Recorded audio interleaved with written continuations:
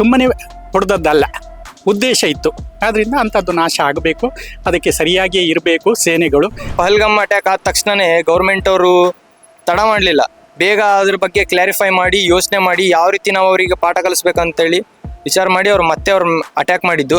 ಅವ್ರಿಗೆಲ್ಲ ನಾನು ಜೋಕರ್ಸ್ ಅಂತ ಹೇಳ್ಬೋದು ಅಷ್ಟೇ. NCC ಡ್ಯೂಟೀಸ್ ಅಲ್ಲಿ ನಾವು ಆಗಿದ್ದೇವೆ, ಇನ್ನು ಸಿಗುವ ಚಾನ್ಸಸ್ ಬರಬಾರ್ದು, ಬಂದ್ರು ಕೂಡ ನಾವು ರೆಡಿ ಇದ್ದೇವೆ. ಭಾರತದ ಆರ್ಮಿಯ ಬಗ್ಗೆ ನಿಮ್ಗೆ ಏನಂತ ಅನಿಸ್ತದೆ? ಆರ್ಮಿ ಬಗ್ಗೆ ಹೆಮ್ಮೆ ಅನಿಸ್ತದೆ.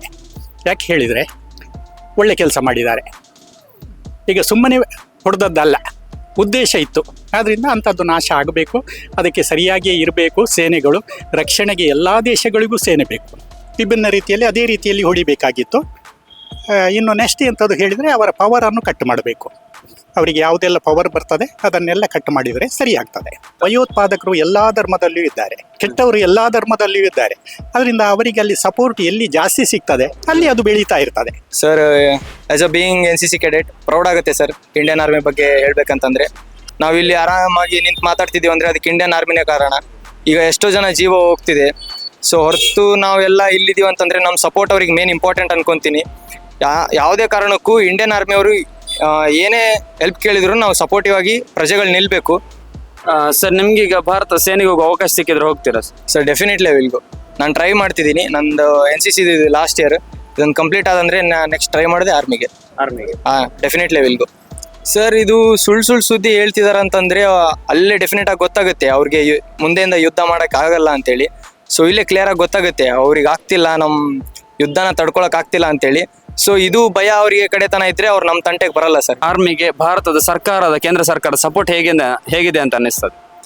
ಸರ್, ಸಪೋರ್ಟು ತುಂಬ ಚೆನ್ನಾಗಿದೆ. ಯಾಕಂದರೆ ಈಗ ಪಹಲ್ಗಾಮ್ ಅಟ್ಯಾಕ್ ಆದ ತಕ್ಷಣನೇ ಗೌರ್ಮೆಂಟ್ ಅವರು ತಡ ಮಾಡಲಿಲ್ಲ, ಬೇಗ ಅದ್ರ ಬಗ್ಗೆ ಕ್ಲಾರಿಫೈ ಮಾಡಿ ಯೋಚನೆ ಮಾಡಿ ಯಾವ ರೀತಿ ನಾವು ಅವರಿಗೆ ಪಾಠ ಕಲಿಸ್ಬೇಕಂತೇಳಿ ವಿಚಾರ ಮಾಡಿ ಮತ್ತೆ ಅಟ್ಯಾಕ್ ಮಾಡಿದ್ದು.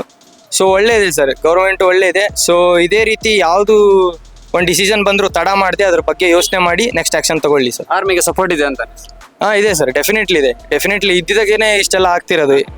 ಆಗಿದೆ ಸರ್, ಆಗಿದೆ. ನಾನು ತುಂಬ ಪ್ರೌಡ್ ಆಗಿದ್ದೇನೆ. ಹಾಗೆ ನಾನು NCC ಕೆಡೆಟ್ ಆಗಿ, ಏರ್ವಿಂಗ್ ಕೆಡೆಟ್ ಆಗಿ ನಾನು ತುಂಬ ಪ್ರೌಡ್ ಆಗಿದ್ದೇನೆ. ನಾನು ಸಹ ಈಗ ಏರ್ವಿಂಗ್ ಕೆಡೆಟ್ ಆಗಿ ನಾನು ಏರ್ಫೋರ್ಸ್ ಹೋಗ್ಬೇಕಂತ ಯೋಚಿಸ್ತಿದ್ದೇನೆ. I am proud of my Indian army. Because ಅವ್ರು ಎಂತಕ್ಕೂ ಹೆದರಲ್ಲ, ನಮ್ಮ ಬ್ಲಡ್ಡಲ್ಲೇ ಇದೆ. ನಾವು ಎಂತಕ್ಕೂ ಸಹ ಹೆದರಲ್ಲ. ನಮ್ಮ ಡಿಫೆನ್ಸ್ ಸಿಸ್ಟಮ್ ಇರ್ಬೋದು, ನಮ್ಮ ಏರ್ಕ್ರಾಫ್ಟ್ಸ್ ಇರ್ಬೋದು, ನಮ್ಮ ಆಫೀಸರ್ಸ್ ಇರ್ಬೋದು, ನಮ್ಮ ಪ್ರಧಾನಿ ಆಗಿರ್ಬೋದು, ಅವ್ರು ಅಂಥವ್ರು ಮೋಟಿವೇಶನ್ ಕೊಡ್ತಾರೆ. ಅದೇ ನಮ್ಮ ಪ್ರಧಾನಿಯವರು, ನಮ್ಮ ಈಗ ಸರ್ಕಾರ ಅವರು ಎಲ್ಲದಕ್ಕೂ ಈಗ ಓಪನ್ ಆಗಿ ಬಿಟ್ಟಿದ್ದಾರೆ. ಈಗ ಅವ್ರು ಹೇಳಿದ್ದಾರೆ BSF ಅವರಿಗೂ ನಾವು ಈಗ ನೇರವಾಗಿ ಓಪನ್ ಅವ್ರು ಏನು ನಿರ್ಧಾರ ಮಾಡ್ತೇವೆ ಅದ್ರ ಮೇಲೆ ಬಿಟ್ಟಿದ್ದೇವೆ, ಆರ್ಮಿ ಅವ್ರಿಗೂ ಫುಲ್ ಕಂಟ್ರೋಲ್ ಕೊಟ್ಟಿದ್ದೇವೆ ಅಂತ ಹೇಳಿದ್ದಾರೆ. ಸೊ ಅವ್ರು ಯಾವುದಕ್ಕೂ ಒಂದು ತಡೆಯನ್ನು ಹಾಕ್ತಾ ಇಲ್ಲ, ಎಲ್ಲ ನಮ್ಮ ಸೇನೆ ಒಟ್ಟಿಗೆ ಬಿಟ್ಟಿದ್ದಾರೆ. So they are so supportive. ಭಾರತದಲ್ಲಿ ಇದ್ದು ಆ ಕಡೆಗೆ ಸಪೋರ್ಟ್ ಮಾಡ್ತಿರೋರು ಅಂಥವ್ರಿಗೆಲ್ಲ ಏನು ಹೇಳ್ತೀರಾ, ಅಥವಾ ಈ ಫೇಕ್ ಸುದ್ದಿ ಹರಡೋರಿಗೆ ಏನಂತ ಹೇಳಿದ್ರು? ಅವ್ರಿಗೆಲ್ಲ ನಾನು ಜೋಕರ್ಸ್ ಅಂತ ಹೇಳ್ಬೋದು ಅಷ್ಟೇ. ಯಾಕಂದ್ರೆ ಅವ್ರೀಗ ನಮ್ಮ ಪಾಕಿಸ್ತಾನದ ಡಿಫೆನ್ಸ್ ಮಿನಿಸ್ಟರ್ನ ಕೇಳುವಾಗ ಅವ್ರು ಹೇಳಿದ್ದಾರೆ, ನೀವು ಸೋಷಿಯಲ್ ಮೀಡಿಯಾದಲ್ಲಿ ನೋಡ್ಬೋದು ಈಗ ಏನು ನಾವು ಏರ್ಕ್ರಾಫ್ಟ್ಸ್ ನಾವು ಹೊಡೆದಾಕಿದ್ದೇವೆ ಇಂಡಿಯಾದು ಅಂತ ಹೇಳಿದ್ದಾರೆ. ಸೊ ಅವ್ರಿಗೆ ಒಂದು ಕ್ಲಾರಿಟಿ ಇಲ್ಲ. ಸೊ ಅದಕ್ಕೆ ನಾನು ಅವ್ರನ್ನ ಒಂದು ಜೋಕರ್ಸ್ ಅಂತ ಹೇಳ್ತೀನಿ ಅಷ್ಟೇ. ಒಂದು ಪಾರ್ಟ್ ಆಗಿದೆ ಮಿನಿಸ್ಟ್ರಿ ಆಫ್ ಡಿಫೆನ್ಸ್ ಅಂಡರ್ ಅಲ್ಲಿ. ಸೊ ಐ ಹ್ಯಾಡ್ ಸರ್ಡ್, ಈಗ ಏನಾದರೂ ಇದ್ರೆ ನಮ್ದು NCC ಡ್ಯೂಟೀಸ್ ಅಲ್ಲಿ ನಾವು ಆಗಿದ್ದೇವೆ, ಇನ್ನು ಸಿಗುವ ಚಾನ್ಸಸ್ ಬರಬಾರ್ದು, ಬಂದ್ರು ಕೂಡ ನಾವು ರೆಡಿ ಇದ್ದೇವೆ. ಈಗ ಹೇಳಿದಾರಲ್ಲ ಮಂಗಳೂರು ಉಡುಪಿಯಲ್ಲಿ ಎಲ್ಲ ಈಗ ಚೂರು ಸರ್ವೆಲೆನ್ಸ್ ಮಾಡ್ತಿದ್ದಾರೆ. ಸೊ ಅದರಲ್ಲಿ ಏನಾದರೂ ಬರದಾಗೆ ಇರ್ತದೆ, ಬಂದ್ರು ಕೂಡ ನಾವು ರೆಡಿ ಇದ್ದೇವೆ ಅಂತ.